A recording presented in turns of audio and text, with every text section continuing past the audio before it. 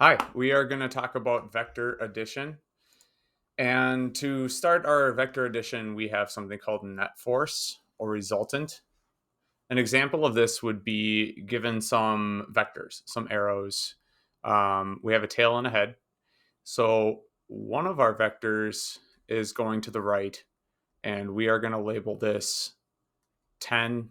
And we don't need to essentially give it a unit quite yet. So if we were to conclude that was our final vector, this would just be 10.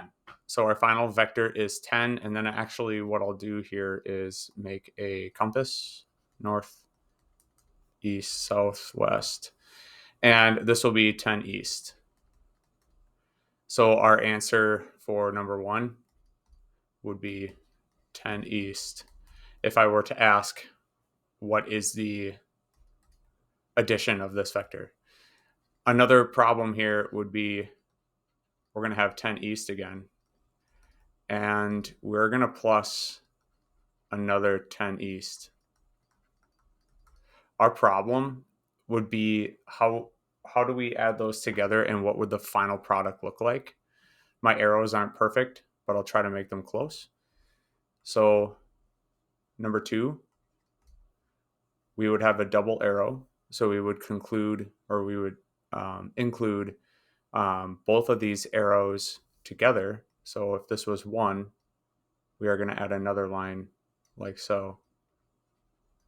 And this would be 20 east would be our final product. Okay, let's try number three. We are going to have 10 east plus 10 west. What would that be? So as you can see here, we have an arrow going to the right, 10 east, arrow going to the left, 10 west. If we were to draw them back to back, I'm just drawing the west one underneath the east one. The lines are about the same. What that basically does, much like what we learned with displacement, is that our total is zero. If we walked 10 miles to the east or inches to the east and then 10 inches or miles or whatever unit back to the west, we would come back to the same place. So our final product is zero, and there really isn't a direction to that. Let's try one more. So if we have an arrow pointing up, we'll just call this 7 north. And we add 5 south. What would that be? So for 4, if we drew our arrow 5 next to 7 north, we can tell that it's not quite the same length. And that's important too when you draw your vectors. They need to be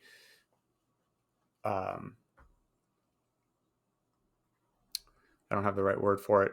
They need to be the correct perspective. They have to have the correct amount of length given how much your table or key might represent for the length of that arrow.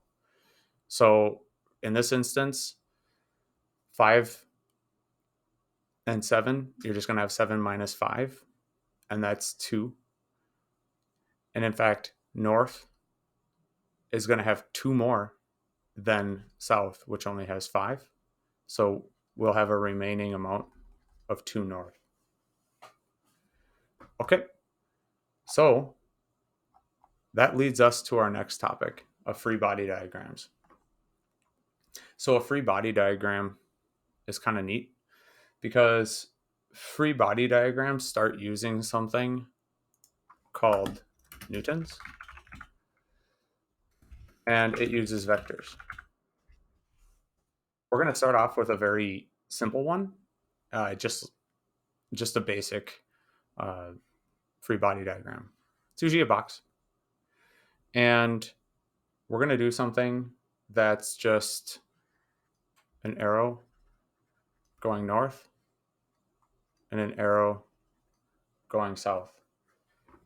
I'm going to call this arrow the force of gravity, and I'm going to call this arrow force of normal. We'll go into that later as to what those two exactly mean. I'm assuming you can picture what gravity means, but let's get to the numbers. So the numbers for force of normal, let's put 10, and those would be in newtons. And for the force of gravity, let's also put 10 newtons. So if this was question 1, what is the resultant force? Well, our answer would be 0 newtons. Nothing is happening. It's a balanced force. I made a previous video on balancing forces, and it follows that to a T. Let's do another free body diagram. So I'll move, oops, not sure I can click this. Uh-oh. Well, we'll just make one close to it. So here's another free body diagram. We're going to have, I'll actually erase this, put this over here. We're going to have another free body diagram. This will be 2. However, we're going to add an arrow. This will be 10 newtons. This will be 10 newtons. Force or gravity, normal force. And let's have this just be force of friction. Okay. So if we have a force of friction, that is 1 newton. When we add these forces together, what we'll realize is that our competing forces, this gravitational force down here and this normal force up here, they're going to cancel each other out. So we don't need to worry about the vectors for the y-axis. However, we do need to worry about the vector for the x-axis, almost like we were looking at a y and x axis graph. The up and down is taken care of. However, nothing is competing with this 1 newton going to the east. So with that being said, just make sure I have a compass there. With that being said, our resultant force is going to be 1 newton east. We'll do one more quick one. We'll have force of normal. We'll have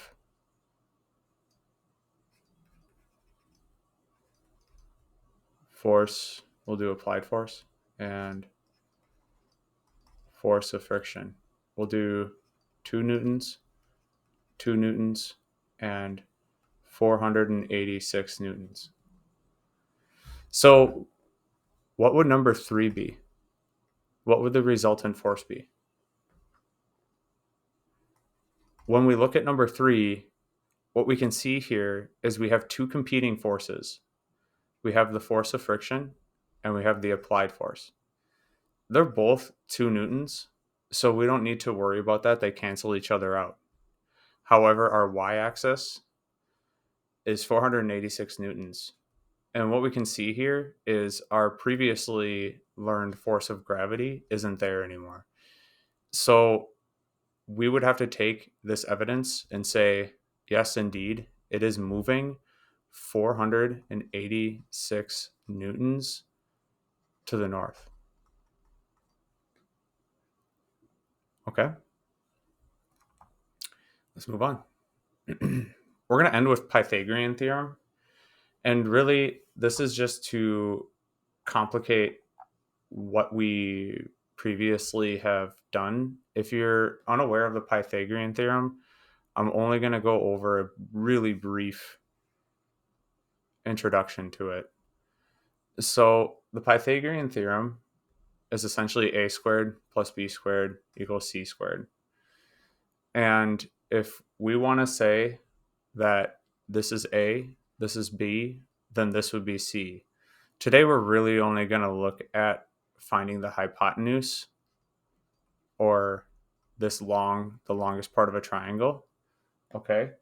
So in order to find the longest part of the triangle, we need to follow the directions here. A squared plus b squared equals c squared.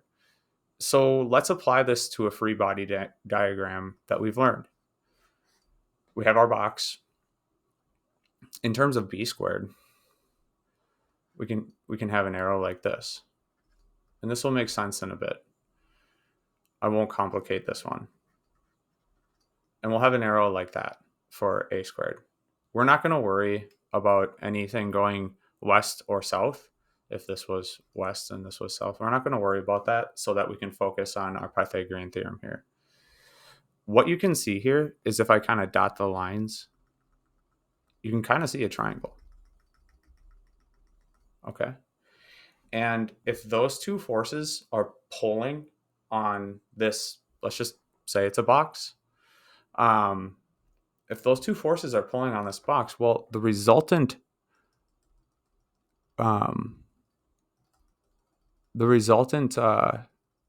velocity would kind of go in this dotted arrow direction. Okay, kind of like a bow and arrow, kind of looks like. But you can't see that, and that's why Pythagorean theorem might be a little difficult at first, but we're just going to go ahead and do a problem, and maybe you can pick it up pretty fast.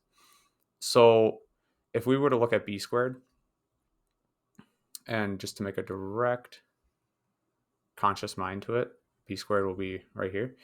And we're going to say that this is 10, okay, newtons. Of course, we'll say that this is force of normal and this is force of applied. And we're also going to say that the applied force, let's just say it's 11 newtons, just so we can make it look complicated. Now, I'm not sure how to do the math on the program I'm using for the squared, so I'll just show my calculator. So if we take, and I'll show the problem written out, if we take 10 squared, which we got right here, that's b, and this will be a, plus, so it would be a squared plus b squared, so 11 newtons plus 10 newtons, 11 plus 10 equals c squared. So I need to go on my calculator. If I did 11 squared on my calculator, I get 121. So this is a direct translation. Plus, I believe 10 squared is 100, which plus 100 equals c squared. Okay, so let's add those together. 121 plus 110, that equals 221.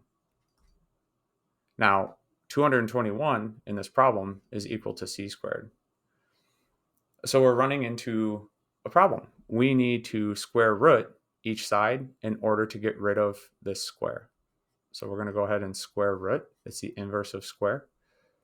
And we're going to end up with square root of 221, or I'm sorry, the square root of 221, and this I definitely need my calculator for, is 15. And that's rounded up from 14.86. So I rounded up. Now, c lost its square because we square rooted it. So c is 15. So this hypotenuse here is 15. Now, what's neat about this is that actually means that this arrow, this force, is 15 newtons. So I'm writing that right here. That's 15 newtons, this arrow. So now this arrow is real, and it's 15 newtons. what else we can say here, because we need direction, is that it's north of east. So we are going to say, if this was just problem one, we're only going to do this one problem. If we were to say in an answer, we are going 15 newtons north east. Okay.